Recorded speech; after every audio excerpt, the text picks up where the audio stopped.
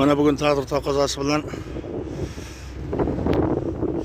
Respublika shoshilinch tez tibbiy yordam ilmiy markazi Samarqand filialiga qadam ranjida qildik.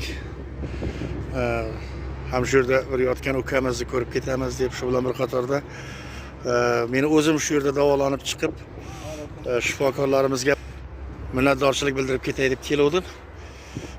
Bularni qilayotgan ishlarini ko'rib yana xursand bo'ldik.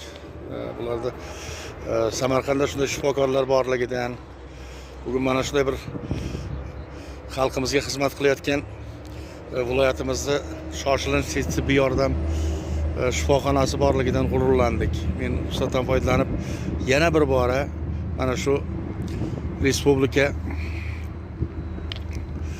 shoshilinch qabul bo'limiga, shifokorlariga, mana shu yerda barcha xizmat qilayotgan shu tibbiyot sohasida hammasiga minnatdorchiliklar bildirib qolaman.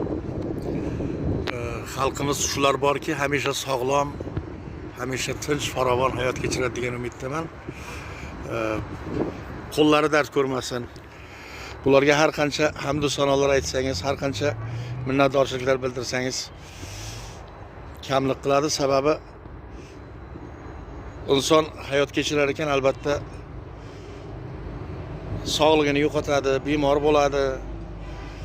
Shunday paytida bu bemorni yoki insonlarimizni, har bir fuqaroni joniga kirayotgan bu shifokor sanaladi.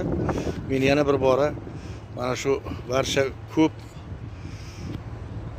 sonli xalqimiz fuqarolari nomidan, shu bilan bir qatorda shaxsan o'zim nomidan, oila a'zolarim nomidan, shu yerda davolanib ketayotgan barcha bemorlar nomidan, albatta Respublika tez tibbiy yordam shoshilinch tez tibbiy yordam markazi barcha shifokorlariga minnatdorchiliklar bildirib qolaman. Sog' bo'lsin, hamisha salomat bo'lsin.